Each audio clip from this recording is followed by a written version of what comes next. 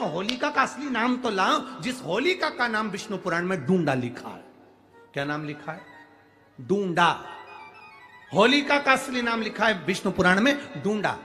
इसलिए आज भी होली में लकड़ी नहीं जलाई जाती, मोटे मोटे डूंड जलाए जाते हैं, क्योंकि उसका नाम डूंडा है। प्रहलाद की जो बुआ थी, उसने दुनिया के लोगों ने कहानी गलत गढ़ दी, पूरी कहानी गलत बताई। अगर दुनिया के लोग सही कहानी बताते तो भतीजा और बुआ का संबंध खराब नहीं होता। कहानी गलत थी ना। लोगों ने कहा, हिरण्यकशिपु ने अपनी बहन से कहा, बहन तू अपने भतीजे को गोदी में रखकर बैठ जा और चादर ओढ़कर बैठ जाना, तू बच जाएगी, तेरा भतीजा जल जाएगा। तो बुआ भतीजे को जलाने के लिए गोदी में लेकर बैठी। बोलो सही है कि गलत है? लोगों ने कहानी गलत बताई। होलिका, लोगों ने कहा उसने अपने भतीजे को जलाया। पहले तो होलिका का नाम तो निकालो कि होलिका का नाम क्या है। कथा वालों ने कह दिया हिरण्यकशिपु की बहन थी होलिका, वो अपने भतीजी प्रहलाद को गोदी में लेकर बैठ गई। वो प्रहलाद को हाथी के पांव के नीचे डाला, खोलते तेल में डाला, अग्नि में डाला, इसमें डाला, उसमें डाला, नहीं मरा। आखिरी में अपनी बहन से कहा, होलिका तो अपने भतीजे को गोदी में लेकर बैठ जा। पहले उस होलिका का असली नाम तो लाओ, जिस होलिका का नाम विष्णु पुराण में डूंडा लिखा है। क्या नाम लिखा है? डूंडा। होलिका का असली नाम लिखा है विष्णु पुराण में डूंडा। इसलिए आज भी होली में लकड़ी नहीं जलाई जाती, मोटे मोटे डूंड जलाए जाते हैं, क्योंकि उसका नाम डूंडा है। और डूंडा बैठी अग्नि में, भतीजे को गोदी में लेकर बैठ गई। उसके पास में एक ब्रह्मा जी की चादर थी, जिसको ओढ़ कर बैठ जाती थी तो आगी में जल नहीं सकती थी। डूंडा ने देखा चारों तरफ से आगी लग गई, मेरा भतीजा जल जाएगा। तो बुआ को लगा मेरा भतीजा जल जाएगा। बुआ वो होती है जो दुआ देती है, बुआ कभी बद्दुआ नहीं देती है। और डूंडा ने अपनी चादर को उतारा, आगी चारों तरफ से लग गई। बुआ को लगा मेरा भतीजा जल जाएगा, तो अपनी चादर उतार कर अपने भतीजे पे डाल दी, और बुआ खुद जल गई पर अपने भतीजे को नहीं जलने दिया। ये कथा है, पर लोगों ने उसको पूरी पलट दिया, पूरा पलट दिया। बुआ कब जलाई अपने भतीजे को? आप में से इतनी सारी बुआ बैठी हैं, कभी अपने भतीजे को अपशब्द कहा? कभी अपने भतीजे को श्राप दिया? कभी अपने भतीजे को बद्दुआ दी? नहीं। जब भी बोलती हो मेरा भतीजा खूब फले फूले, भगवान कृपा करे मेरे भाई जैसा नाम कमाए, मेरा भैया कितना नाम कमाता वैसा मेरा भतीजा नाम कमाए, तो भतीजे को चाहिए जब बुआ घर में आए तो अपने मम्मी पापा से कहना, पापा मम्मी 2 साड़ी देना, क्योंकि अब मेरी नौकरी लग गई है, मैं कमाने लगा हूं, मैं कमा रहा हूं, इसलिए मम्मी एक काम करना, 1 साड़ी पापा देंगे अपनी बहन को और 1 मैं दूंगा अपनी बुआ को। तो मम्मी कहेगी तू अपनी बहन को देना, बुआ को क्यों दे रहा है? तो कह देना अगर आज मैं दूंगा तो उसके भी भतीजे उसको देंगे। ये हमारे यहां क्रम चालू होना चाहिए।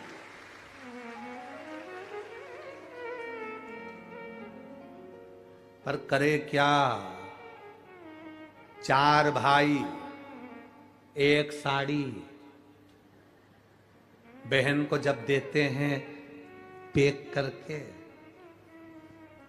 पूरी पैकिंग,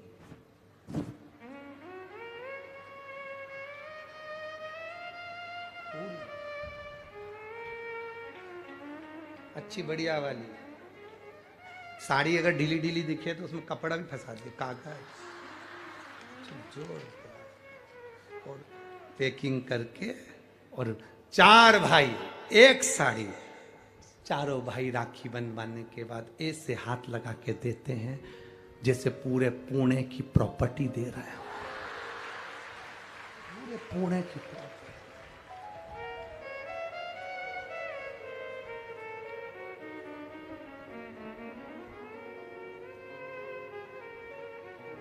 अब किसी ने पूछा कि क्यों रे चारों भाइयों ने मिलके 1 साड़ी दी? अभी हम एक ही तो घर में रहते हैं, सब एक हैं, तो एक काम करा करो, 1 थाली खाने की लगाओ, 1 भाई खाना खाए, बाकी के सब टच करके बैठ जाओ। एक ही जगह तो रह रहे हो, एक ही थाली में काम। तुम्हारे टच करने से 4 भाई का एक साड़ी में हिस्सा हो गया, तो तुम्हारा समोसा तुम खाओ, बाकी के 3 भाई टच करके बैठे, पेट नहीं भरा है। अपने को क्या करना, अपन तो अपनी साड़ी ओढ़ो दादा, अब करो क्या उसको, चित्त क्या, विचार करिए जरा, या भरोसा अपने भतीजा कहे नहीं देव, बहन बेटी को देने से कभी घटता नहीं है, कभी नहीं घटेगा, जिंदगी भर नहीं घटेगा। क्या घट रहा है?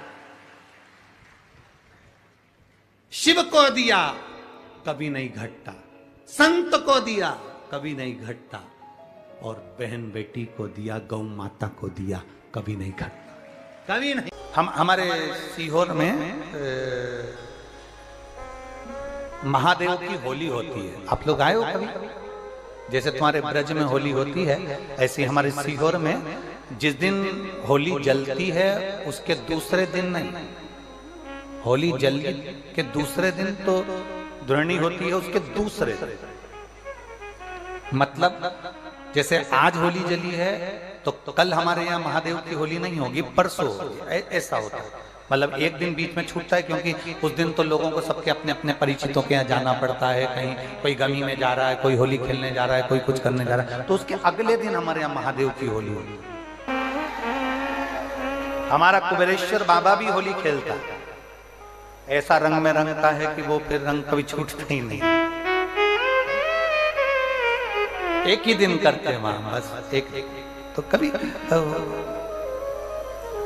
अपने स्वभाव को नहीं बदलना। हम भी उसमें रहते हैं, पूरी होली में आपके साथ में गुलाल खेलने के, हम भी सामने तुम्हारे साथ साथ चलते हैं, क्योंकि हम 5 महादेव के साथ होली खेलने के लिए उस दिन निकलते हैं, 5 महादेव। उस दिन हमारा नियम रहता है 5 महादेव के मंदिर जाना है, उनके साथ रंग खेलकर आना।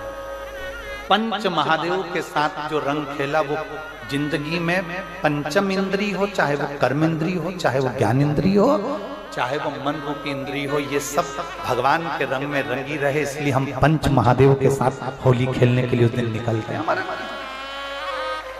कभी आपको मौका लगे तो आप अंदाजा लगाना, जो सीहोर के आसपास के हो या आसपास रहते हो, और छुट्टी मिल जाए तुम्हें होली के समय पर, तो उस समय पर स्मरण करना, जिस दिन होली जलती उस दिन नहीं, उसके दूसरे दिन भी नहीं, उसके तीसरे दिन। शिव तत्व सुबह हम जल्दी उस समय 9 बजे होली खेलने के लिए बाबा के साथ निकल गए। शिव तत्व, अहम से, अहंकार से दूर हो जाओ। दिवाली तुमको थोड़ा सा अभिमान सिखा सकती है, रक्षाबंधन तुमको थोड़ा सा अभिमान सिखा सकती है, मकर संक्रांति तुमको थोड़ा सा अभिमान सिखा सकती है। कई माताएं मकर संक्रांति पर सामान बांटती है, कोई कहेगी मैंने चलनी बांटी, कोई कहे मैं बाल्टी बांटी, कोई कहे मैं डब्बा बांटी, मैंने तो ये बांटा, मैंने तो, थोड़ा सा अहंकार सिखा सकती है मकर संक्रांति भी। रक्षाबंधन भी तुमको अहंकार सिखा सकती है, मैंने तो देखो चांदी की राखी बांधी, मैंने सोने की राखी बांधी, मेरे बहन ने साड़ी दी, मेरे भाई ने ये दिया, मेरे भाई ने, वो भी अहंकार सिखा सकती है। दीपावली भी अहंकार सिखा सकती है कि मेरे पर्दे इतने के लगाए, सोफा सेट इतने का लिया, बेडशीट इतने के लिए, मैंने घर में रंगोली ऐसी डाली, मैंने गुजिया पपड़िया ऐसा बनाया, वो भी अहंकार सिखा सकती है। सारे त्योहार अभिमान सिखा सकते हैं, केवल एक होली ऐसी होती है जो अहंकार से विहीन सिखा सकती है। मालूम नहीं पड़ता व्यक्ति की शान क्या, सत्ता क्या, शोहरत क्या, कौन हो तुम, वो रंग में डूबे हुए हो। बस शिव तत्व वही कहता है, इस महादेव के रंग में एक बार अगर डूब गए तो फिर तुम उस रंग में रंगने के बाद दूसरा रंग तुम पर चढ़ता नहीं है। हम कई बार लोगों से, हम अपने हृदय की बात हम लोग कई बार कहते हैं, तो हम उसमें कहते हैं, कई बार हमने मीडिया के सामने भी यह कहा, मीडिया वाले पूछते हैं कि आपने कभी शिव को देखा है? मीडिया पूछती है, पत्रकार पूछते हैं, सोशल मीडिया पूछती है, क्या आपने शिव को कभी देखा है? हम उनसे कहते हैं हमारे को चाहिए भी नहीं कि हम बाबा को देखें, क्योंकि जो अंदर बसा हुआ है उसको देखने की जरूरत नहीं, वो तो हर महसूस कराता रहता है, अंदर महसूस कराता रहता है। जैसे किसी नारी के गर्भ में बच्चा होता है, वो बच्चा बार बार महसूस करा देता है, थोड़ी देर में लगेगा वो बच्चा है, गर्भ में है, गर्भ में है, गर्भ में है, वो गर्भ में बच्चा है तो वो महसूस कराता रहता है। 9 महीने तक माँ के गर्भ में वो महसूस कराता है कि मैं हूं, मैं यूं वो 9 महीने तक महसूस कराता है। उसी तरह मेरा महादेव, जिसको हम एक लोटा जल चढ़ाते हैं, जिसकी हम कथा सुनते हैं, जिसका हम भजन करते हैं, जिसकी हम बेलपत्र खाते हैं, जिस पे चढ़ा हुआ हम जल पीते हैं, वो हमारे मरते दम तक हमें महसूस कराता रहता है कि मैं हूं, मैं हूं। वो महादेव महसूस कराते रहते हैं कि मैं हूं, घबराना नहीं। और अनंत समय प्रभु आना पड़ेगा, वचन दिया तो निभाना पड़ेगा। आए ना आए प्रभु कुटुंब कबीला, अंत समय प्रभु आना पड़ेगा। और वचन दिया तो निभाना पड़ेगा। अंत समय प्रभु आना पड़ेगा। शिव तत्व की प्राप्ति। एक बार स्वामी विवेकानंद जी ने रामकृष्ण परमहंस जी से पूछ लिया था कि असली गुरु कैसे मिल सकता, कैसे प्राप्त हो सकता। रामकृष्ण परमहंस जी ने अपने हाथ में सरसों ले ली, राई। रामकृष्ण परमहंस जी ने एक कटोरी राई ली, सरसों ली, और एक कटोरी सरसों को, एक कटोरी राई को रामकृष्ण परमहंस जी ने गंगा की बालू रेत पर डाल दिया। और गंगा मां की बालू रेत पर सरसों को जैसे डाला गया, रामकृष्ण परमहंस जी ने उसको हाथ से रेत में मिला दिया। अब रामकृष्ण परमहंस जी ने स्वामी विवेकानंद जी से कहा कि जितनी राई, जितनी सरसों मैंने कटोरी भरकर यहाँ फेंकी है, उतनी की उतनी सरसों, उतनी की उतनी राई कटोरी भरकर मुझे चाहिए। ढूंढो, लाओ।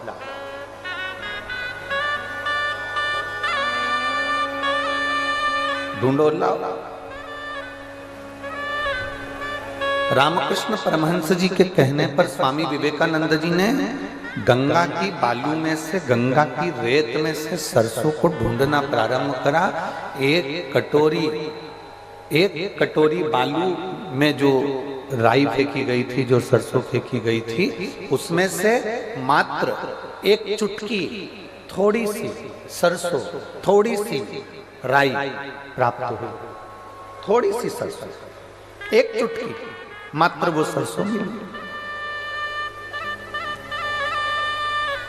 अब एक कटोरी सरसों में से केवल एक चुटकी सरसों मिलना, रामकृष्ण परमहंस जी के पास में स्वामी विवेकानंद जी ने जाकर कहा, गुरुदेव वो पूरी कटोरी भर के सरसों न जाने कहाँ चली गई, हमें तो चुटकी भर के मिली है, थोड़ी सी मिली है, मात्र जरा सी मिली है।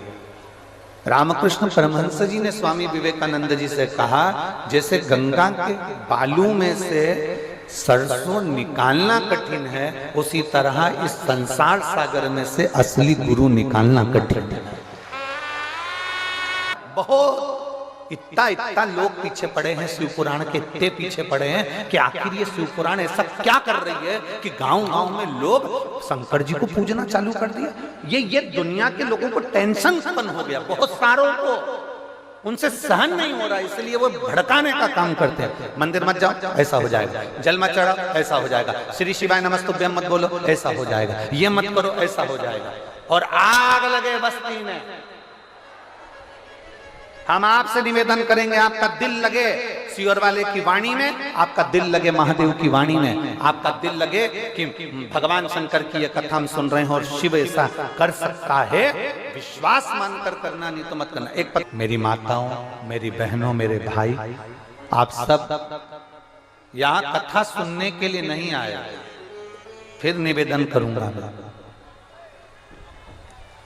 यहाँ कथा सुनने के लिए आप लोग नहीं आए, यहाँ बाबा से आप अपना संबंध जोड़ने के लिए आए हो और अपने पिता से मिलने के लिए आए हो कि मेरा पिता यहाँ है, वो मुझे कहेगा। हम जितने लोग सीहोर आते हैं, जितने लोग हमारे सीहोर पहुंचते हैं, जितने लोग कुबेरेश्वर धाम पर आते हैं, भले रुद्राक्ष बटे चाहे ना बटे, हमारा निवेदन है, अगर आप इंदौर जा रहे हो, भोपाल जा रहे हो, मध्य प्रदेश में कहीं पर भी आ रहे हो, तो तुम्हारा पहला लक्ष्य होना चाहिए कि मुझे कुबेरेश्वर धाम जाना है, मेरे पिता के घर जाना है, मेरे मायके जाना है। सीहोर कुबेरेश्वर धाम कुछ दूसरा नहीं है। सीहोर कुबेरेश्वर धाम मेरी एक एक बहनों का, एक एक बेटियों का मायका है। इसलिए हम आपको जीजी बोलते हैं, हम आपको बहन बोलते हैं, माता कहते हैं, बेटी कहते हैं, आपका मायका है वो। और जितने जीजा हो यहाँ कथा सुन रहे हैं, तुम्हारी ससुराल समझ कर रहा है। यहाँ जितने पुरुष हैं, जितने साधु सन्यासी तपस्वी साधक उपासक ब्राह्मण संत साधु जितने भी हो, तुम ये समझ कर आना कि कुबेरेश्वर धाम तुम साधारण जगह नहीं जा रहे हो। जैसे महादेव ने अपनी बेटी अशोक सुंदरी का विवाह करा था और उनके भी दामाद थे, वैसे ही मेरे महादेव के तुम दामाद हो। तुम्हें लिफाफे के बिना नहीं भेजेगा मेरा बाबा।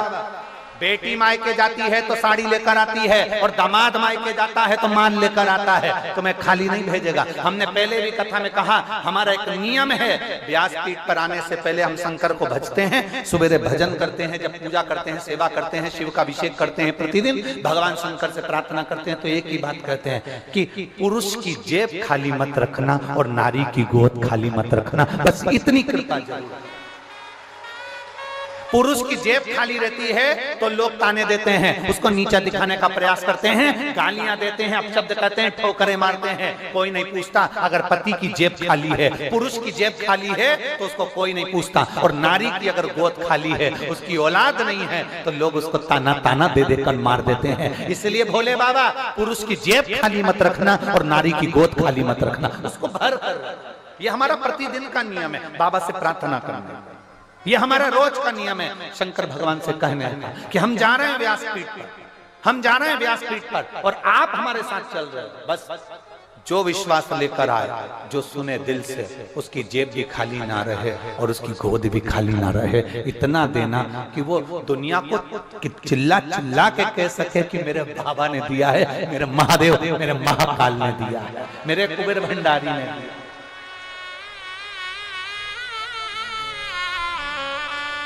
जो तुम पर हंसे हैं, जो तुम पर हंसते हैं, जो तुम पर ताना कसते हैं, उसका जवाब आप मत दो, उसका जवाब तो मेरा कुबेर भंडारी समय आने पर देता है।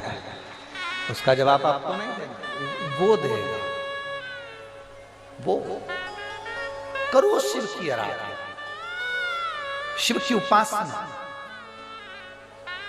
शंकर ने कभी तोड़ने का काम नहीं करा, शंकर जी ने जोड़ने का काम करा। उनके पास में माता पार्वती जी का वाहन है शेर, कार्तिकेय बैठते हैं मोर पर, गणेश जी बैठते हैं चूहे पर, शंकर जी के गले में है सांप, बैठे हैं नंदी पर। सब एक दूसरे के विरोधी हैं। शेर नंदी को नहीं छोड़े, मोर सर्प को नहीं छोड़े, सर्प चूहे को नहीं छोड़े, पर उसके बाद भी शिव जी ने जोड़ना सिखाया।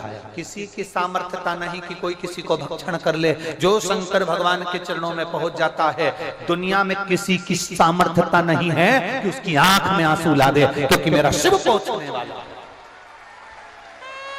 मेरा ओघड़दानी, मेरा शंभु, मेरा त्रिकालदर्शी, मेरा शिव उसके आंसू पोंछने वाला होगा। कल कथा में कहा था, नल के टपकते हुए पानी को प्लम्बर या घर के लोग रोक सकते हैं, और तुम्हारी आंख में आए हुए आंसू को केवल महादेव ही रोक सकते हैं, कोई दूसरा नहीं, कोई दूसरा। बस उसको मन करा करे, तब दिल से उसको एक बार रोज जब मंदिर में जल चढ़ाने जाओ तो उसको दिल से एक बार कहकर, दिल से।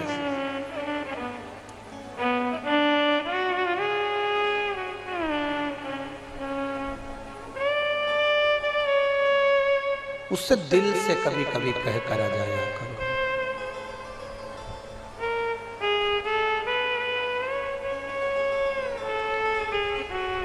ना चौकी मेरे पास चांदी की, ना आसन कोई लगा,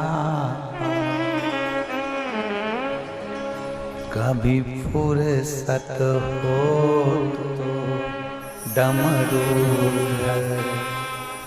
भगतों के घर भी आ जा, कभी फुर्सत हो तो डमरूधर निर्धन के घर भी आ जाना। जो रूखा सूखा दिया हमें उसका भी भोग लगा जाना। किसी पुराण में यह नहीं लिखा कि शंकर जी को 56 भोग लगते हैं। तुमने पढ़ा हो तो हमको जरूर दिखा। किसी पुराण में नहीं लिखा कि शंकर भगवान को लड्डू का भोग लगता है। कहीं पढ़ा हो तो हमको जरूर बता। किसी पुराण में नहीं लिखा कि शंकर जी को रबड़ी और बासुंदी और खीर का भोग लगता हो। किसी पुराण में पढ़ा हो तो हमें बताना। यहाँ तो सीधा सा एक क्रम है, आकड़िया की रोटी बनाई और काकड़िया की साग। रोटी बनाई गई है, उस रोटी को तुमने सेक लिया, उसी को तुमने मल लिया। गुड़ पड़ा हो तो गुड़, शक्कर पड़ा हो तो शक्कर। 16 सोमवार का जो व्रत करती है मेरी माताएं, वो जानती हैं मलीदा बनाना, उनको आता है चूरमा बनाना। क्या करती है? केवल उसको सेकती है, सेक कर मलती, चलनी से चांदती, उसमें गुड़ मिला देती और बाबा को भोग लगा देती। बाबा को ज्यादा तुम्हारे दिखावे की जरूरत नहीं। ये भी दे सको तो ठीक है, नहीं तो एक बेलपत्री बाबा को समर्पित कर दी, वो भी हो तो ठीक है। बाबा की उठा के धो के बाबा को चढ़ा दो, वो भी ठीक है। नहीं है तो बाबा के चरणों को प्रणाम कर कर कह दो, तू जब देगा तब तेरे दरवाजे पर लेकर आ जाऊंगी, तू कृपा करेगा। ना चौकी लगा सकी चांदी की, ना कोई आसन विचार,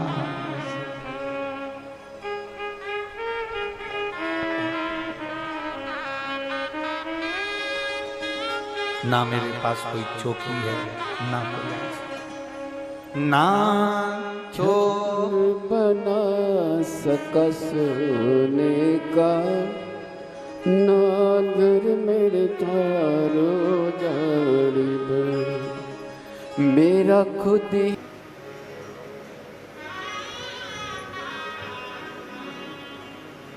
मंदिर जाते हो, शिवालय जाते हो, शंकर जी की आराधना करते हो, पूजन करते हो, एक लोटा जल समर्पित करते हो।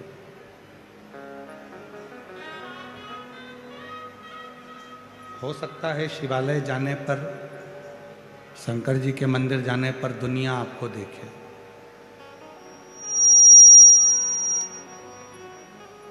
हो सकता है शिवालय जाने पर आपकी पूजन की थाली को भी लोग देखें।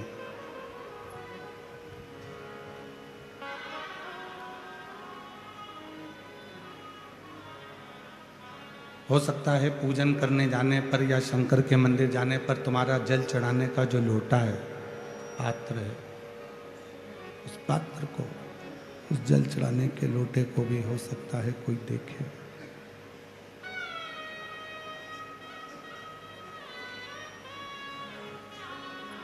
हो सकता है, पर मेरे शंकर भगवान देवाधिदेव महादेव शिव, त्रिकालदर्शी कैलाशी अविनाशी भगवान देवाधिदेव महादेव, भगवान शंकर ना तुम्हारी पूजन की थाली देखते हैं, ना शंकर भगवान तुम्हारा चेहरा देखते हैं, ना तुमको देखते हैं, ना तुम्हारा वस्त्र देखते हैं, ना तुम्हारा आभूषण देखते हैं।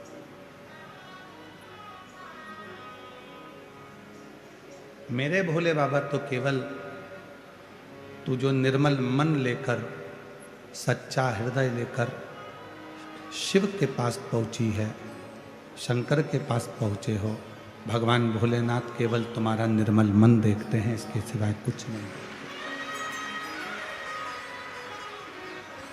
शिव यदि देखेंगे तो केवल तुम्हारा निर्मल मन देखेंगे, इसके सिवाय कुछ नहीं। आपका भाव कितना शुद्ध है, आपका मन कितना शुद्ध है, आप कितनी हृदय से विश्वास के साथ शिव जी की साधना कर रहे हो, भगवान शंकर की आराधना कर रहे हो, ये शिव देखिए। भगवान ये देखने के लिए नहीं बैठा है कि तुमने वस्त्र कौन सा पहना।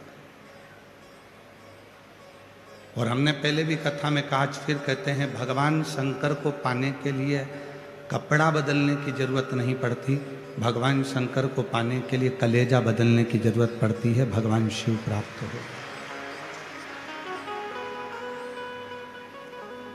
कपड़े से कभी भगवान प्रसन्न नहीं हुए।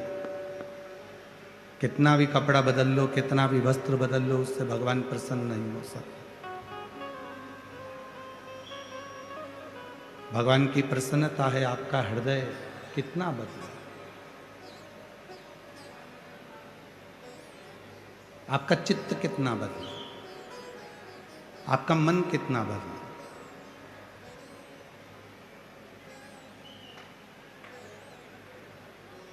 शीतल शीतल जल हम शिव जी को समर्पित करते हैं। शीतल शीतल जल हम भगवान शंकर को चढ़ाते हैं। क्यों चढ़ाते हैं? वो शीतल जल हमें प्रेरणा देता है कि केवल मेरे शिवलिंग पर शीतल जल ना चढ़ाओ, अपने भीतर भी जो आत्मलिंग विराजमान है उस आत्मलिंग को भी शीतल रखो। जितना आप आत्मलिंग को शीतल रखोगे उतना उतना आप अपनी जिंदगी में शिव तत्व को प्राप्त कर सको। हम अपनी आत्मा को, अपने चित्त को, अपने मन को शीतल नहीं रख पाते।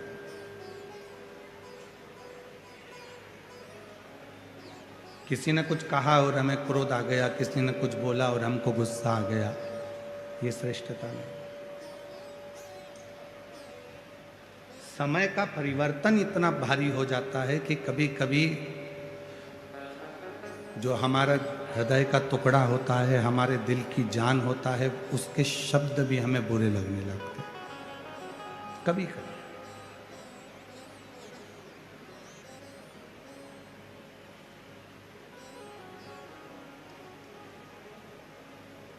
जिस बहू को आप देखकर, समझकर, बातचीत कर कर लेकर आए हो, कभी कभी वही बहू अगर कुछ शब्द कह देती है तो हमको बुरा लग जाता है। जिस बेटे को आपने पाल पोस कर बड़ा करा, वही बेटा यदि कोई शब्द कह देता है तो आपको बुरा लग जाता है। पति आपको कोई शब्द कह देता है तो बुरा लग जाता है, पत्नी कोई शब्द कह देती है तो बुरा लग जाता है। घर के बुजुर्ग यदि कोई शब्द कह देते हैं तो बुरा लग जाता है। क्यों लगने लगा? पहले तो किसी के शब्द आपको बुरे नहीं लगते थे। पहले ना बेटे के शब्द बुरे लगते थे, ना बहू के शब्द बुरे लगते थे, ना माता के शब्द बुरे लगते थे, ना पिता के शब्द बुरे लगते थे, ना दादा के शब्द बुरे लगते थे, ना दादी के शब्द बुरे लगते थे, ना भाई के शब्द बुरे लगते थे, ना बहन के शब्द बुरे लगते थे। फिर ऐसी सोच हमारी कैसे बन गई? ऐसा हमारा विचार कैसे बन गया कि हमको कोई भी बोल देता है तो उसके शब्द बुरे लगने लगते हैं? वो शब्द हमें श्रेष्ठ नहीं लगते। क्यों? क्योंकि हमने हमारे विवेक में, हमारी बुद्धि में, हमारे चित्त में अहमता को धारण कर लिया, अहंकार को धारण कर लिया। मैं जो बोलूंगी वो होगा, मैं जो कहूंगा वो होगा।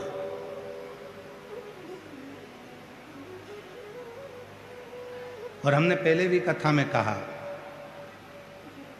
दादाजी कहते हैं कि मैं किसी की नहीं सुनूंगा, दादी कहती है मैं किसी की नहीं सुनूंगी, सास कहती है मैं किसी की नहीं सुनूंगी, पति कहता है मैं नहीं सुनूंगा किसी के, पत्नी कहती है मैं किसी की नहीं सुनूंगी, बहू कहती है मैं किसी की नहीं सुनूंगी, बेटा कहता है मैं किसी की नहीं सुनूंगा। तो सुनेगा कौन? सीओर वाला महाराज। जब तुम नहीं सुन रहे हो, एक दूसरे की बात को मानने को तैयार नहीं हो, एक दूसरे को समझने को तैयार नहीं हो, तो समझेगा कौन? कौन सुनेगा? और दुनिया का सबसे कठिन काम है सुनना। और जिसने अपनी जिंदगी में श्रवण करना प्रारंभ कर दिया, सुनना प्रारंभ कर दिया, वो जिंदगी में सफलता की ओर बढ़ता चलेगा। हम सुन नहीं पा रहे। देखो, मैं तुम्हारी बात नहीं सुनूंगी, फालतू की बात करना मती, मुझे बड़बड़ करना मती, मेरे को नहीं सुनना तुमसे। वो कल का आया मुझे सुनाएगा, मेरे को नहीं सुना। हम इसी सोच में, इसी विचार में, इसी सोच में, हम इसी सोच में, इन्हीं विचारों में हम फंसे पड़े हैं और हम कुछ अच्छा कर नहीं पा रहे।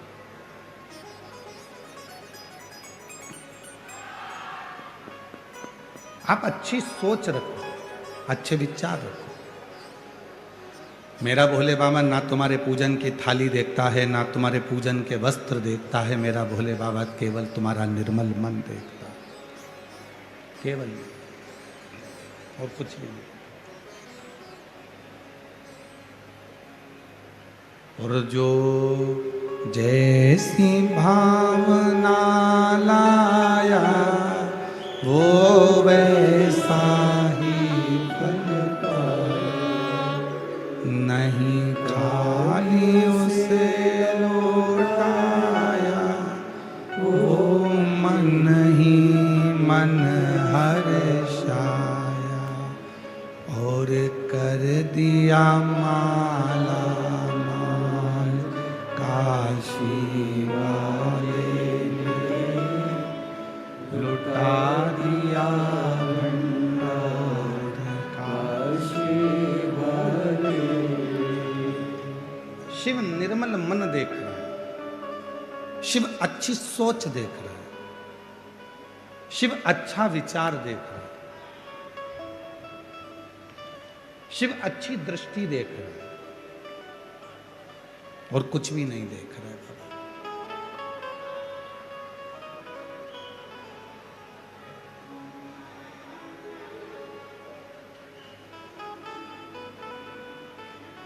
पात्र गंदा होगा ना, चल जाएगा।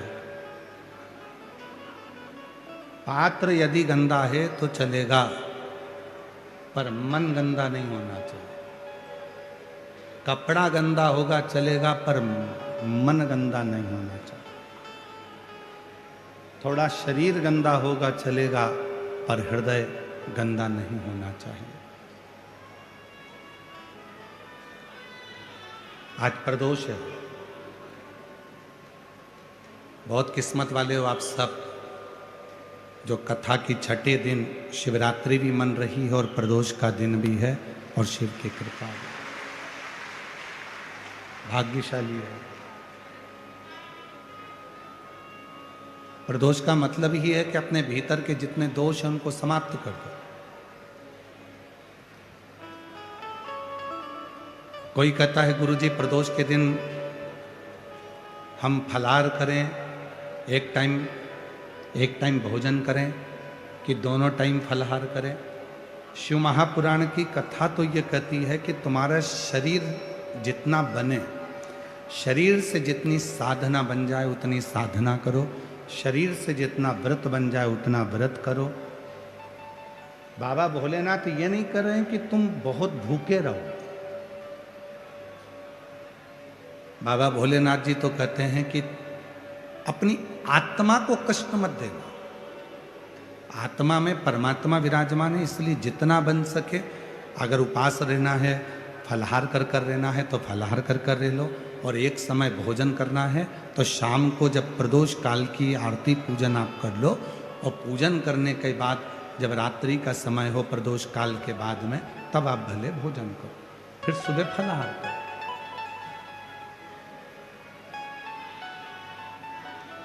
कुछ लोग ऐसे होते हैं कि प्रदोष के दिन फलाहार ग्रहण कर अगले दिन पालना करते हैं, अगले दिन ही अन्न ग्रहण करते हैं। तुम्हारे मन की जो संतुष्टि, तुम्हारे हृदय की जो संतुष्टि है, तुम्हारी आत्मा की जो संतुष्टि हो, उस संतुष्टि से शिव प्रसन्न हो।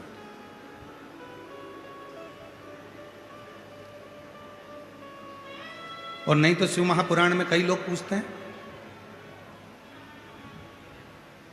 हम कई जगह पर कथा करने जाते हैं तो वहाँ पूछते हैं साहब जजमान को गुरुजी कथा सुनना है तो क्या व्रत करना पड़ेगा? हम कह देते हैं उसकी मर्जी, करे तो ठीक, ना करे तो ठीक। शिव जी को एक लोटा जल चढ़ाओ, कथा के पंडाल में आओ, कथा सुनो और अपने जीवन को सार्थक बनाओ।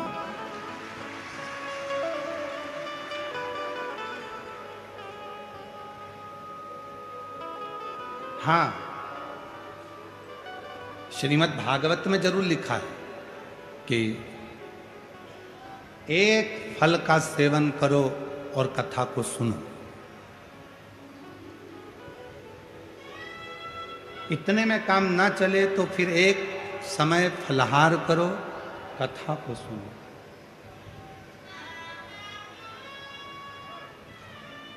एक समय फलहार करो और कथा को सुनो।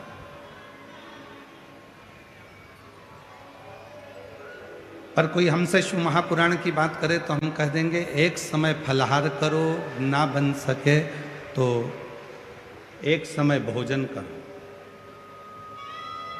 और इतने में भी काम ना चले तो दोनों समय भोजन करो, पर शिव महापुराण की कथा जरूर सुनो। और इतने में भी काम नहीं चले, दोनों समय भोजन में भी काम नहीं चले तो टिफिन लेके कथा में चलो, पर कथा सुनो, कथा नहीं छोड़ना।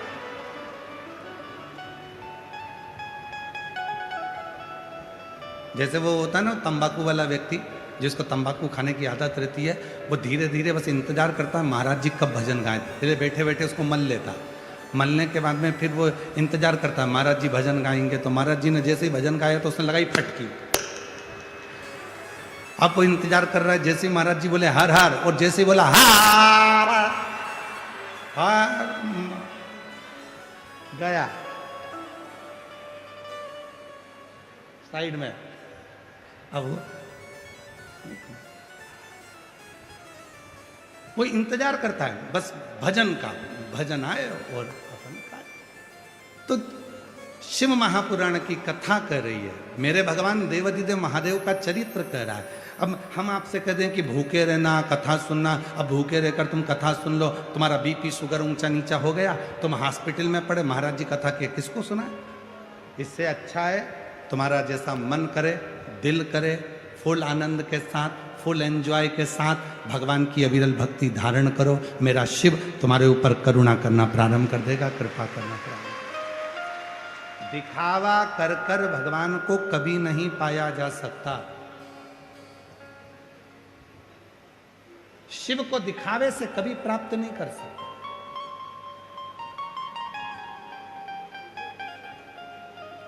उसको केवल प्राप्त किया जा सकता है तो निर्मल मन से।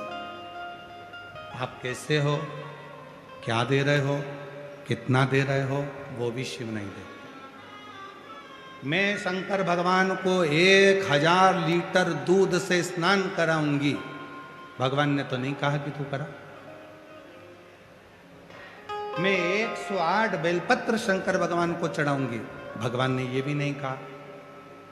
भगवान तो कहते हैं एक बेलपत्र मुझे चढ़ा, ये भी ना मिले तो मेरी चढ़ी हुई बेलपत्र उठा ले, धो ले, वापिस चढ़ा दे। भगवान कह रहे, पर शिव जी कह रहे हैं कि कोई कहे कि शिव ने इतना कहा, ना ना ना, वो उसको कुछ नहीं चाहिए। उसको तो केवल तुम्हारा हृदय, मन, चित्त। एक कथा आती है, एक बहुत घने जंगल में एक चिड़िया रहती थी। छोटी सी चिड़िया थी। उसी घने जंगल में जहां चिड़िया रहती थी, उसी घने जंगल में एक शंकर का शिवालय था। ओटला बना है, शिवलिंग रखा है।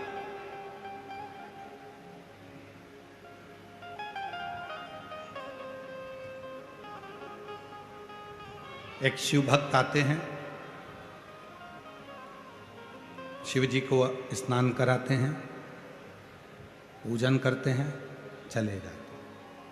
वो चिड़िया रोज देखती है कि कोई शंकर जी के मंदिर में, शिवालय में आता है, जल चढ़ाता है, चले जाते हैं।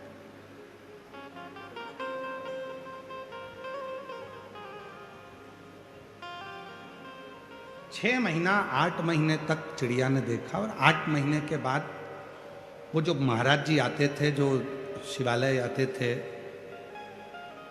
शिव भक्त, उन्होंने आना बंद कर दिया। अब वो नहीं आ रहा। चिड़िया ने विचार करा, शंकर जी के मंदिर में कोई भी नहीं आता, जल भी नहीं चढ़ता, क्यों ना मैं जल चढ़ाऊं। अब चिड़िया नदी में जाती, 2 बूंद पानी अपनी चोंच में भर लेती और शिव जी पे लाकर चढ़ा देती।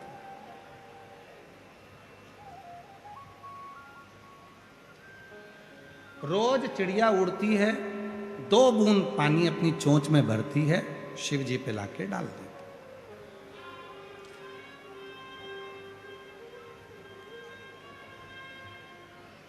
अब आप इस कथा पर थोड़ा ध्यान देना। जो लोग कहते 1000 लीटर दूध चढ़ाऊंगी, कोई कहता है 108 बेलपत्र चढ़ाऊंगा, कोई कहता है इतना जल चढ़ाऊंगा, कोई कहता है मैं 200-500 लोटा जल चढ़ाऊंगी। नहीं, शिव शिव शिव शिव। 2 बूंद चिड़िया जल लेकर आती थी और 2 बूंद जल शिव जी पे छोड़ देती थी, चोंच में भरकर लाती, छोड़ देती। समय बीत गया, खूब समय निकल गया। चिड़िया रोज का नियम करती। अब बहुत तेज गर्मी पड़ी, नदी सूख गई, तालाब सूख गए, बावड़ी सूख गई, कुएं सूख गए। जंगल में लकड़ी आपस में घिसती है तो आग लग जाती है और पूरा जंगल जलने लगता है। चिड़िया के मन में आया कि मैं शंकर जी को पानी कहां से लाकर चढ़ाऊं, मेरा तो नियम टूट रहा है। नदी सूख चुकी है, तालाब में पानी नहीं है, मैं पानी लाऊं तो लाऊं कहां से।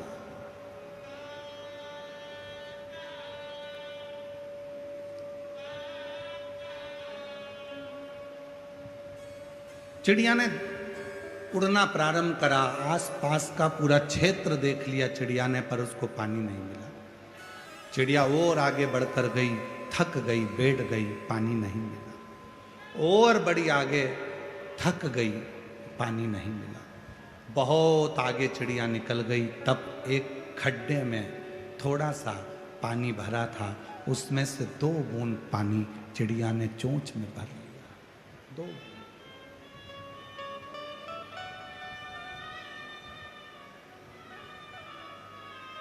2 बूंद पानी चिड़िया ने अपनी चोंच में भरा, लेकर आ रही थी, खुश थी, आज शिव जी को जल चढ़ाऊंगी। और चोंच में पानी भरकर जैसी चिड़िया आ रही थी, आते आते आते आते एक जगह पर रुकी तो देखा जंगल में आग लगी हुई थी, सारे जानवर भाग रहे थे, सारे।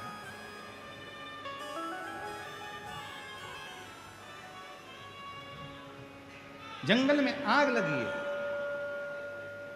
और जंगल में आग लगी है, सारे जानवर भाग रहे हैं।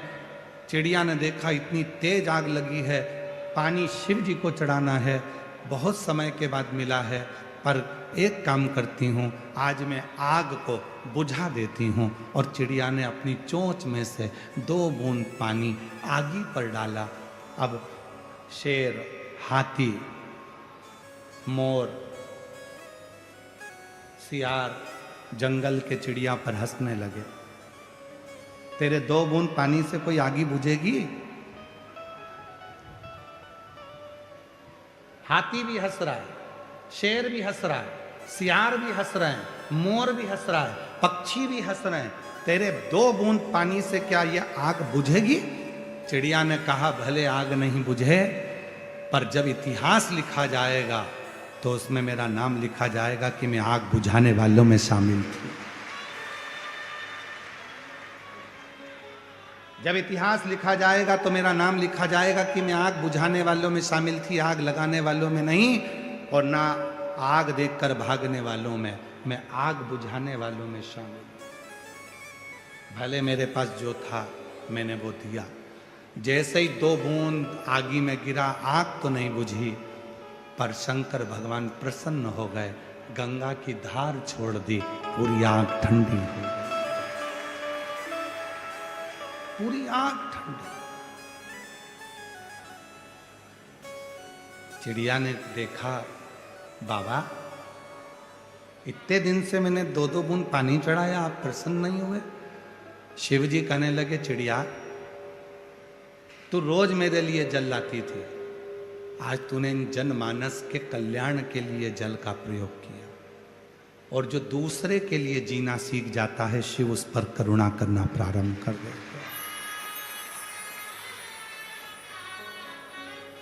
जो दूसरे के लिए जीना सीख गया,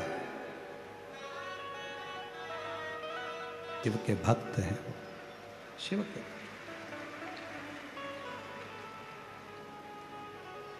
जो दूसरे के लिए जीना सीख गए, श्री रसिकलाल जी धारीवाल जी ने ये प्रेरणा दी है, कमाओ, खूब कमाओ। कल भी हमने कथा में कहा था, तुम्हारे शरीर की जितनी कैपेसिटी है उससे 4 गुना ज्यादा कमाना। जितना मेहनत कर सकते हो उतनी मेहनत करना, जितना परिश्रम कर सकते हो उतना परिश्रम करना, जितना कमा सकते हो उससे ज्यादा कमा। पर याद रखना, उसके साथ में थोड़ी थोड़ी कमाने के साथ में, धन कमाने के साथ में थोड़ी थोड़ी दुआ भी कमाते चले जाना, थोड़ा आशीर्वाद कमाते चले।